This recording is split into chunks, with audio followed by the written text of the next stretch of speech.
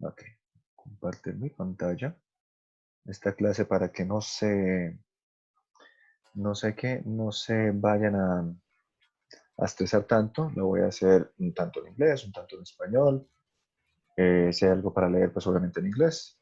Y ya. Entonces, hoy vamos a ver de manera rápida, de manera somera, lo que es Discourse Analysis. Vamos a ver también un repaso sobre las teorías de la adquisición de la lengua segunda de Krashen. Eso ya lo vimos. Vamos a ver también algo sobre Classroom Interaction.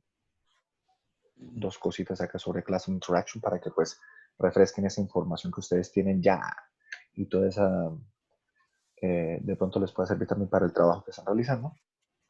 Eh, acá vamos a ver, ay, no, más para atrás, la teoría del el acto del habla. ¿Sí? Vamos a ver algunas cuestiones sobre John Austin, sobre este tema, para luego entrar a ver lo de la pragmática y finalmente entonces ver acá eh, la relación entre pragmática y análisis del discurso. Acá voy a dejar unos temas de más. Ah, este es el de español. Este por acá. No, ay, ay, ay, ay, ay, ay. Bueno, este por acá. Listo. Y les voy a dejar información relacionada también, pues, más información sobre Speech Act para que ustedes vayan mirando en casita. Este de Discourse Analysis and Pragmatics, que me pareció muy bueno. Y bueno, ok. Empecemos con Discourse Analysis. ¿Listo? De lo que han leído, eh, ¿qué es el análisis del discurso? Si quieren en inglés, si quieren en español.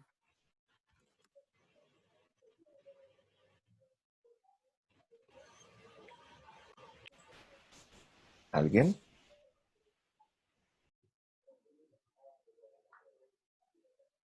Nobody, everybody. No, no sé. Bueno, entonces empecemos, no importa.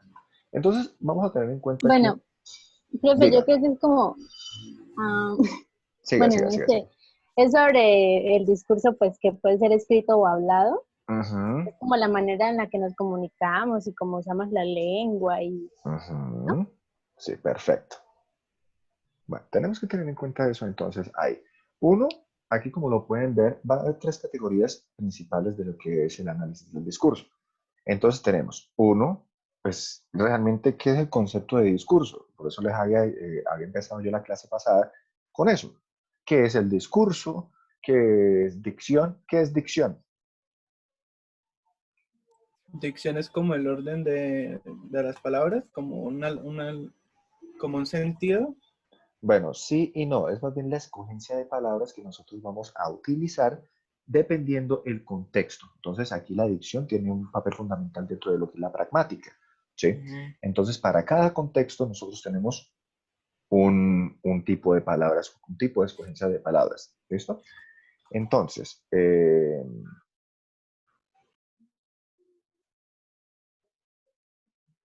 acá está. Entonces, ¿quiénes están conectados hoy? Alex, Angélica, Camila, Carvajal, Gina, el iPhone de Lina, o sea que Lina no está conectada el iPhone de Lina.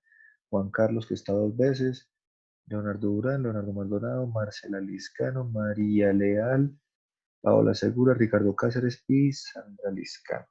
Junior no está por ahí, ¿quiénes faltan? Junior, Jorge,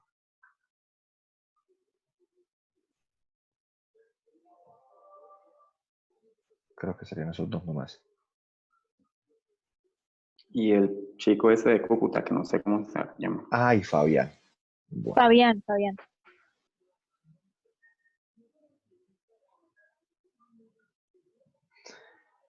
listo. Entonces ya habíamos hablado sobre la parte del discurso. Nosotros sabemos que el discurso entonces es un acto que se hace a nivel oral o escrito, ¿sí? Es la producción del texto que nosotros tenemos, un texto que va a ser consecutivo, que va a ser coherente, que van a haber marcadores discursivos, llamados también conectores, ¿sí? Esto para que nosotros tengamos esa hilación entre una idea y la otra. Ahora, teniendo en cuenta ya este concepto de discurso, vamos a entrar entonces con lo que es, por ejemplo, el contexto o el contenido de lengua en uso o el uso de la lengua, ¿sí? Entonces, ¿cómo nosotros utilizamos la lengua? Desde lo que les decía, un contexto situacional. ¿Cómo así? Sí, o sea, dependiendo del contexto, cómo utilizamos nosotros la lengua. Ejemplo, cuando nosotros vamos a redactar una carta a un profesor para pedirle el favor de que, valga la redundancia, nos revise instrumentos de validación de datos, qué sé yo. Entonces yo no voy a decirle, hola, profe, ¿cómo está? Buenos días. Mi nombre es fulanito de tal y mis compañeras tal y tal, tal, tal. Le enviamos cariñosamente nuestro trabajo para que usted lo pueda revisar. Muchas gracias, hasta luego. Que pase feliz día, tarde o noche. No, tendría que haber entonces un discurso distinto. Un discurso en el cual,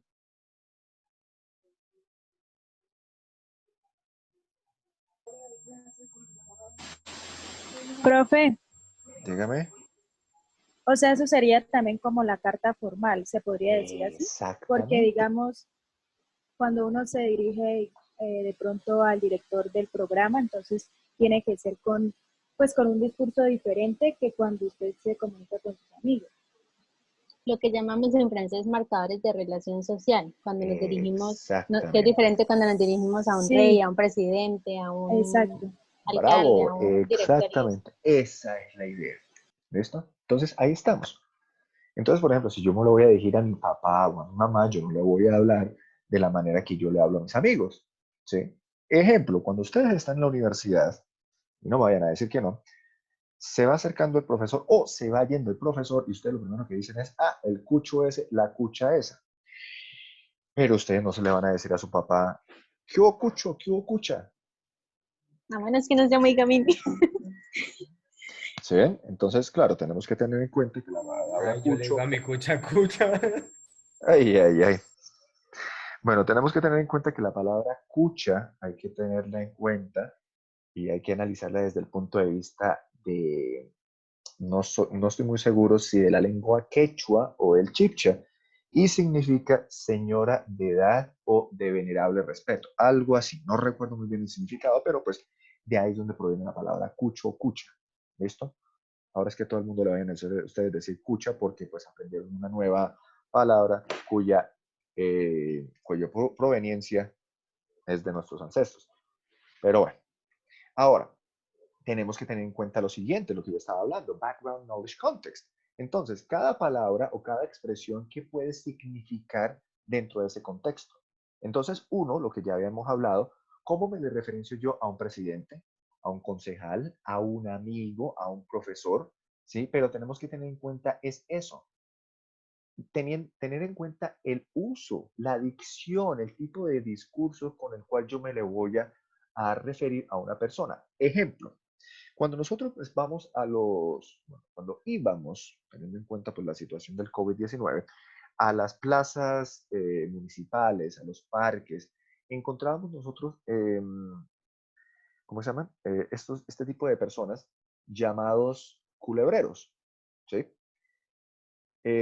Personas que están vendiendo cualquier tipo de producto, pero tienen un discurso tan elaborado que ustedes le terminan vendiendo no uno, sino dos, sino tres productos por el precio de uno. Claro que al final usted termina pagando cuatro.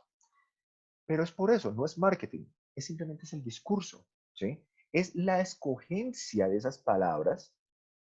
Miramos el contexto en el cual nosotros vamos a aplicar ese discurso y finalmente, ¿qué se sabe sobre ese discurso? ¿Sí? Y aquí tenemos lo que se denomina un contexto cotextual. Entonces, lo mismo, la escogencia de las palabras, saber qué significa eso y saber cómo expresarlo. Ustedes pueden tener muchísimo conocimiento en la cabeza, pero ¿cómo expresarlo? ¿Cómo organizarlo? De ahí entonces nosotros tenemos que tener los enfoques hacia el análisis del discurso, que estarían en tres partes fundamentalmente. Uno, que sería el análisis de la conversación. 2, la etnografía de la comunicación. Y 3, lo que es la parte pragmática, o sea, el principio cooperativo, lo que implica esto y finalmente el acto de hablar. Listo. Miremoslo desde este punto de vista de Stubbs y Fairlove, en el cual nosotros tenemos que ver lo siguiente. Número 1, el discurso va desde lo más grande, obviamente el discurso, hasta lo más pequeño, que sería el fonema. Entonces tenemos esta división, que tenemos discurso, oración, cláusula, frase, palabra, morfema y fonema. Eso serían como las categorías que entran dentro del discurso. Ya ustedes le pondrán el orden lógico a este tipo de categorías. ¿Listo? Ahora, entremos realmente, volvamos a Stubbs, 1983, en lo cual dice que, ¿qué es el análisis del discurso? Pues simplemente es ver cómo la lengua se usa en contextos sociales. Cuando hablo de contextos sociales, ahí le pueden meter la parte cultural, económica, religiosa, en un contexto. ¿Listo? Ahora, si nos vamos a mirar a ver si esto simplemente es una interacción o es un diálogo, ¿sí? Si es algo ya preparado o es algo que va a ser simplemente espontáneo. ¿Listo? Brown y Jules, en el mismo año, dicen entonces que este discurso es lo mismo que dijo Stubbs, es el análisis de la lengua en uso. ¿Listo? Bueno. Ahora, el contexto de la lengua en uso. Entonces tenemos que tener 3 ideas. La primera, el contexto situacional.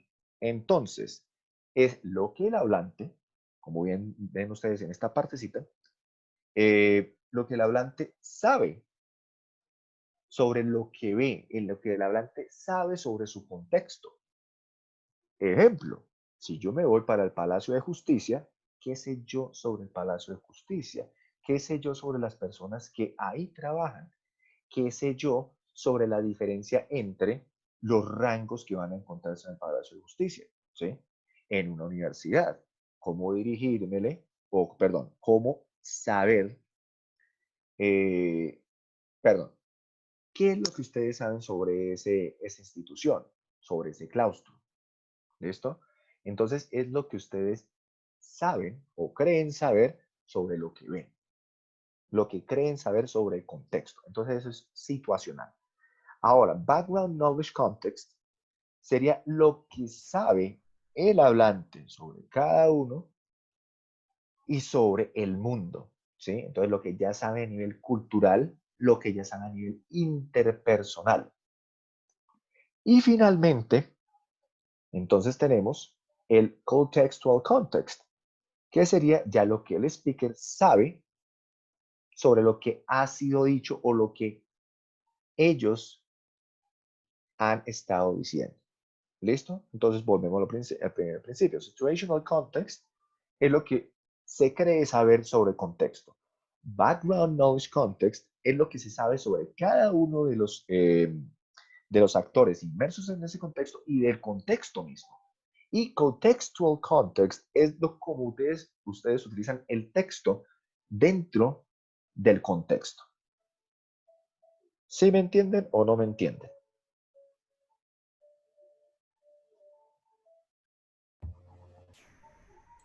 Yo pues supondría que el último es como cuando uno está hablando de un tema y pues la otra persona, o sea, en el discurso sabe de lo que está hablando o de lo que se ha dicho. Por ejemplo, que ponen un statement sobre, no sé, sobre dibujo, y la persona que sabe sobre dibujo pues va a tener un discurso bien organizado y bien estructurado y sobre lo que él opina de eso, ¿sí? Eso sería como contextual. Y, Exactamente. y los otros, pues, no sé, es que son muy, no Muy sé, complejo, depende sí. como mucho del bias de la gente, no sé. Exactamente. Entonces, miremoslo acá. Agarremos un contexto cualquiera. Denme un ejemplo de contexto. Un contexto X.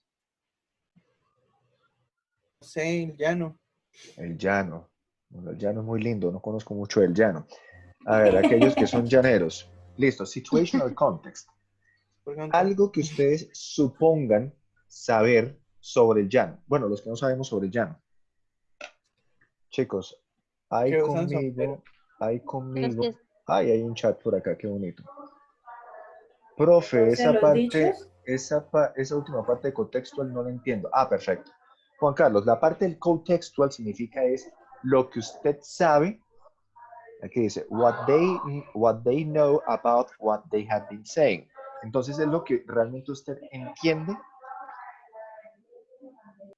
lo que usted entiende sobre contexto, lo que usted entiende sobre lo que se está hablando y lo que usted puede añadir a ese contexto, a esa conversación, siempre y cuando usted sepa del tema. Eso sería como la parte contextual.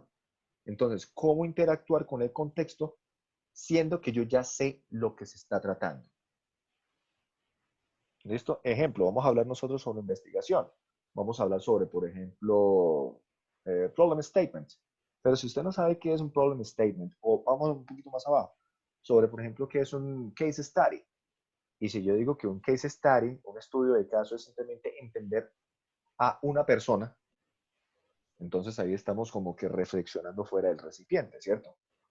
Ahora, si yo digo que el case study simplemente es un estudio a nivel académico, investigativo, que se enfoca en demostrar si una hipótesis o una teoría funciona o no.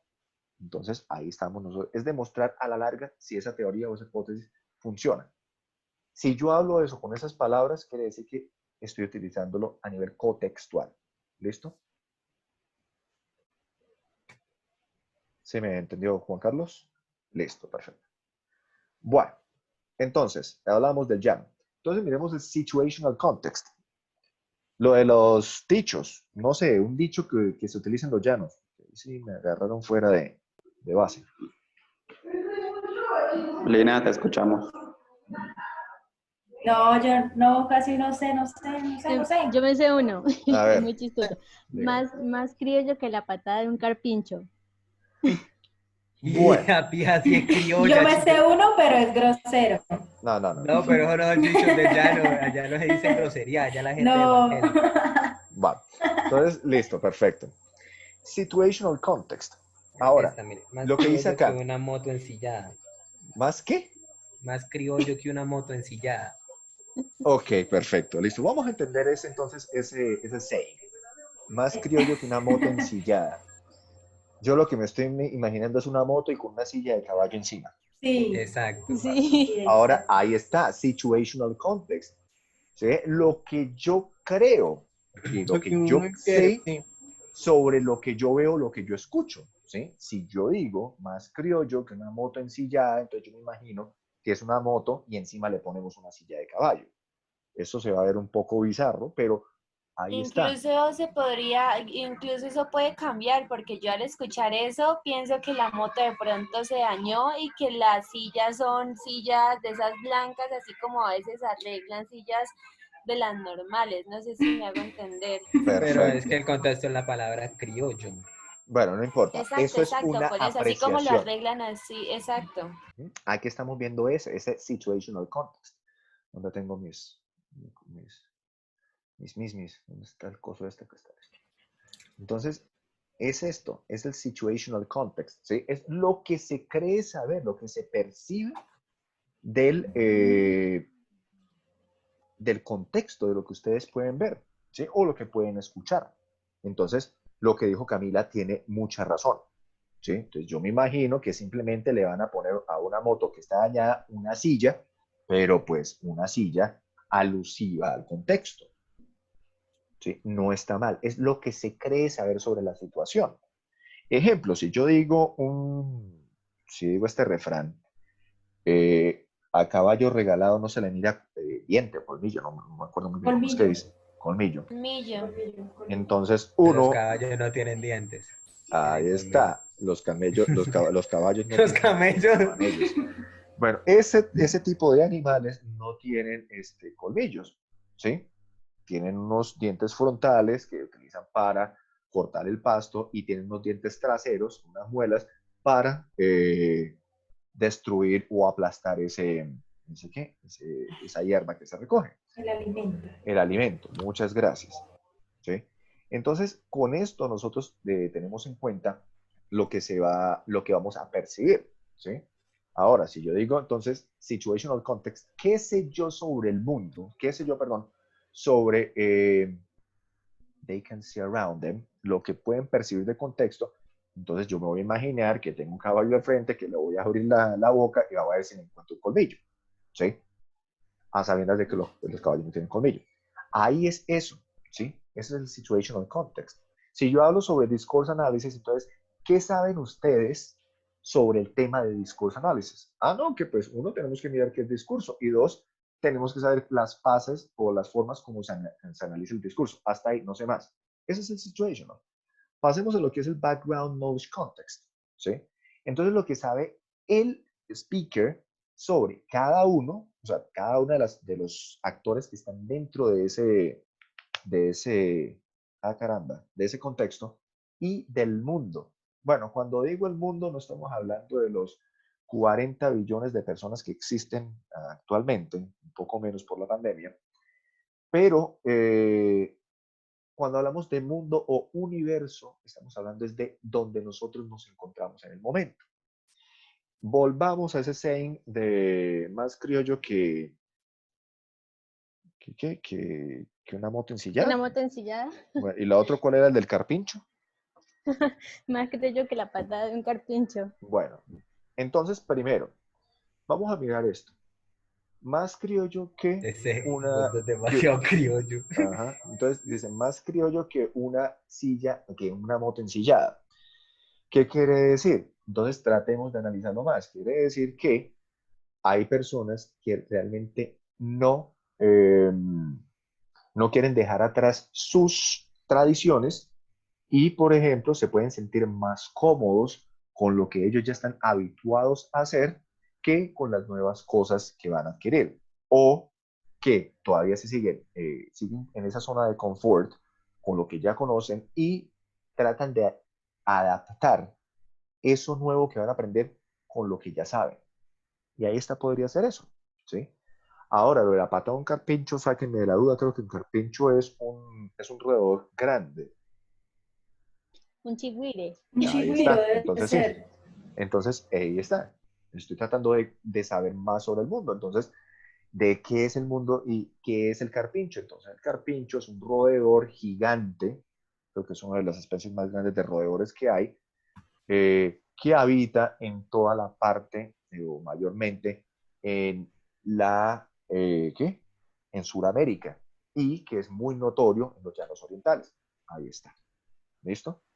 Entonces, listo. Ahora, más criollo que una patada de un carpincho. Me toca aprender más. ¿Qué quiere decir eso de la patada de un carpincho? El carpincho da Pegan patadas muy duro, pegan duras. suave.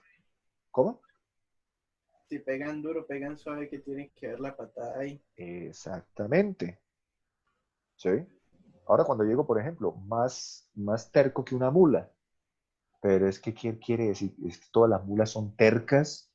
¿O por qué se dice eso? Ahí está lo que necesitamos saber sobre el contexto, porque las alusiones. Eso era un Pero tema que está dentro del video pasado, yo me sobre pongo a analizar alusiones. el segundo, el que dice más criollo que la patada de un carpincho. Ujú. Ese me suena a mí porque conseguir un carpincho es muy difícil porque ojo está muy en el monte.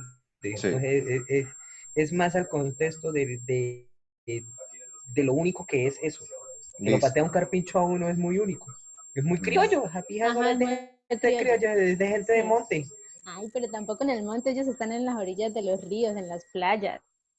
Sí, Pues, Jorge, ush, más pues es que exagerado. yo soy del llano, yo sé dónde está el chigüire, imposible. Bueno, Y eso es el si propio ven, monte. y aquí ya lo que Ay, ustedes tan hicieron exagerado. es lo que ustedes Les dos voy a mandar acaban de fotos de la hacer. finca. Lo que ustedes dos acaban de hacer se llama un contexto cotextual. Entonces es lo que ustedes saben sobre lo que ustedes han dicho.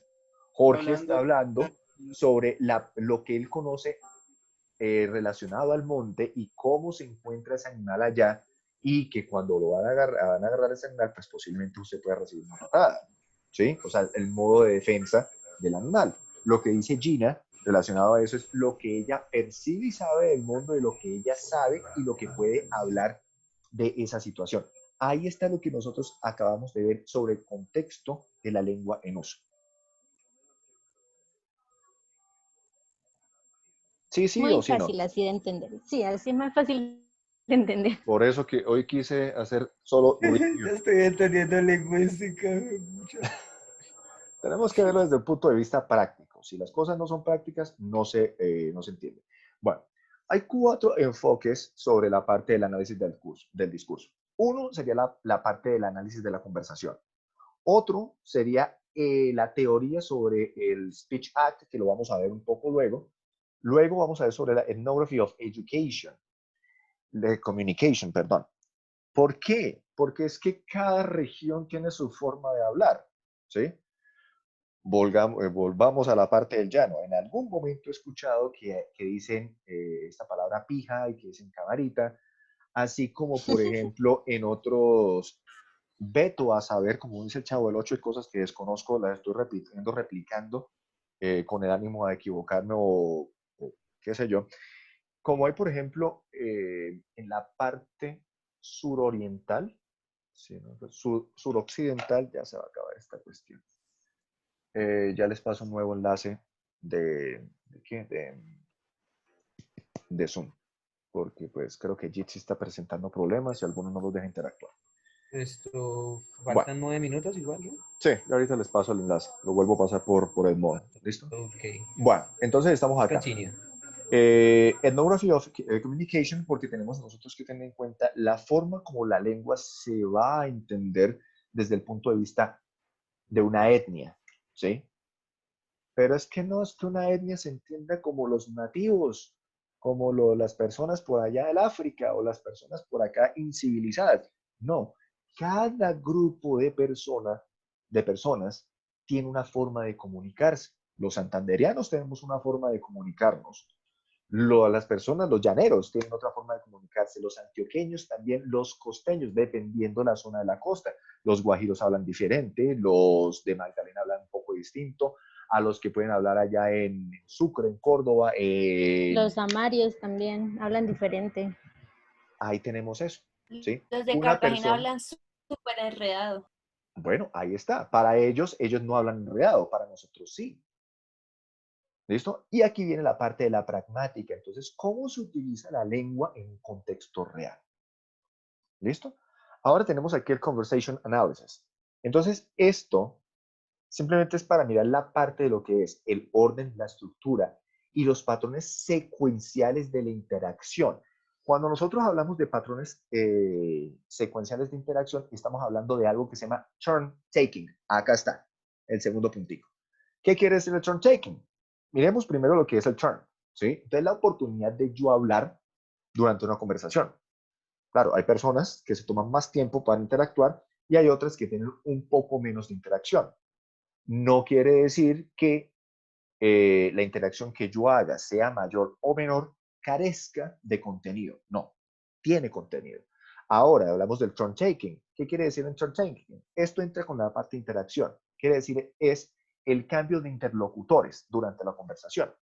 Lo que hemos estado haciendo ahorita. Primero inicié yo, luego siguió Ricardo, tuvo la palabra Gina, después la tuvo Jorge. Creo que por allá alguien más habló entre esa discusión, no entendí quién entró, pero ahí estamos tomando el turno hasta que finalmente me volvió el Juan turno. Carlos en el chat. Ah, Juan Carlos en el chat, veas que yo lo tengo por acá al lado. No, ¿qué es un carpincho? A un chigüiro, chigüirito. Ok, perfecto.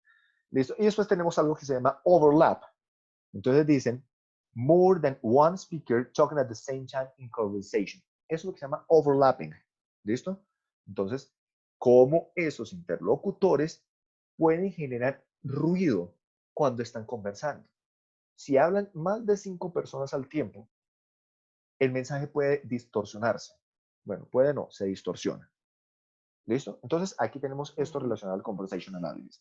Uno, el turno, lo que yo voy a dar dentro de la conversación.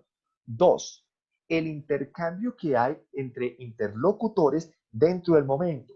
Tres, cuando se produce entonces el overlap, que serían las interrupciones o la masificación no, o el discurso masivo entre varios interlocutores al mismo tiempo. Entonces, un ejemplo de overlapping podría ser cuando estamos discutiendo en una clase o están discutiendo con su familia y más de 3 personas están hablando al tiempo. Bueno, 2 personas hablando al mismo tiempo, ya aquí generamos el overlapping. Teacher, pero sequential patterns no es como cosas que se repitan. No, sequential patterns, bueno, pues sí y no. Lo que tenemos aquí sequential patterns of interaction, ¿listo? Patrones secuenciales de interacción. ¿Qué vamos a tener aquí en cuenta? Uno, va a ser institutional or casual conversations, pero entremos más en detalle sobre este sequential patterns of interaction. ¿Qué quiere decir eso? Quiere decir que entonces hay palabras que van a tender a repetirse. Ejemplo, cuando yo hablo en inglés, a mí se me sale mucho una muletilla que es ¿listo? Esos son patrones. ¿Qué otros patrones hay?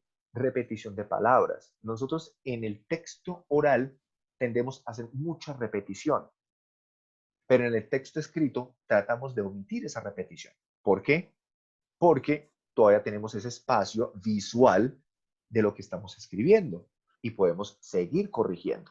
¿Listo? Sea a través de un texto, de un chat, o sea a través de un escrito más formal. Carta, ensayo, proyecto, etc.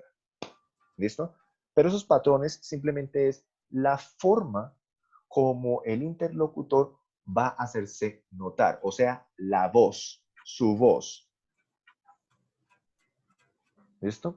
Miramos este ejemplo acá. Entonces tenemos a Tinkerbell y the phone. Tenemos, you saw it. Didn't you, phone? Entonces aquí Tink is flying toward a phone because she feels that she saw her sparkle wings. Entonces aquí tenemos the phone. Dicen, oh no. Phone is staring confused. She feels that she never saw it. Aquí tenemos una interacción. Aquí tenemos un turn. Tenemos el segundo turn. Cuando nosotros pasamos de A a B, estamos haciendo el turn taking. ¿Listo? Eso es el turn taking. ¿Listo? No importa que yo no vuelva a repetir a volver a tomar la palabra. Con el hecho de que yo utilice mi palabra una vez, la segunda persona lo utilice y yo me quede callado, ya hubo una conversación corta, pero la hubo. Bueno, tampoco llegar al extremo de decir, hola, ¿cómo estás? Y el otro responde, bien. Y ahí acabó la conversación. Conversaciones de WhatsApp. ¿Listo? Entonces, ahí tenemos eso. Miremos esta partecita acá de ethnography of communication. Entonces, the ethnography of communication is a method of discourse analysis which draws on the anthropological field of ethnography. Desde el punto de vista histórico, podemos utilizar este ethnography of communication de cómo ¿cómo se llama? La lengua ha sido utilizada por un grupo y esta lengua ha evolucionado. Creo que alguna vez les comenté sobre, acá, esto se puede ver en la teoría del habla sobre Hines. Bueno, ahora, veía yo un ejemplo hace muchos años sobre 2 antioqueños y el uno, creo que yo les dije este ejemplo en clase, uno decía algo como que una señora ya de edad, entrada en edad de ella, decía, cuando yo estaba joven me encantaba ir a la avenida, no recuerdo cuál dirección, a recibir un farolazo. Mijo, ¿a usted le gustaría recibir farolazos? Le preguntó un muchacho de aproximadamente unos 20 años, siendo la señora teniendo alrededor de unos 60 años. Y el muchacho responde, oígame a esta, y yo por qué voy a ir a la avenida para que me tiren faroles. Ahí ella le explica que recibir un farolazo era ir a la avenida a pasear en un carro y ver lo bonito que eran los faroles en ese entonces. Un cambio generacional de alrededor de 40 años y miren las diferencias que hay. Y eso que ellos están viviendo en el mismo barrio y aún así estaban eran miembros de una misma familia. ¿Ven? Entonces, ese sería, eso es lo que podemos tener en cuenta a nivel de la etnografía de la comunicación. Chicos, paro acá lo del sharing. Les voy a pasar un nuevo enlace por Edmodo, entonces para que Teacher, se vuelva a conectar. entrar en ese mismo enlace solo es salirnos todos y volver a abrirlo. Pero ¿Ah, sí? después se hace mañana. Sí. Ah, bueno. Yo no Bueno, sé, entonces, hágale como listo. sea. Intentémoslo acá. Vale. ¿Listo? Chao. Listo. Chao.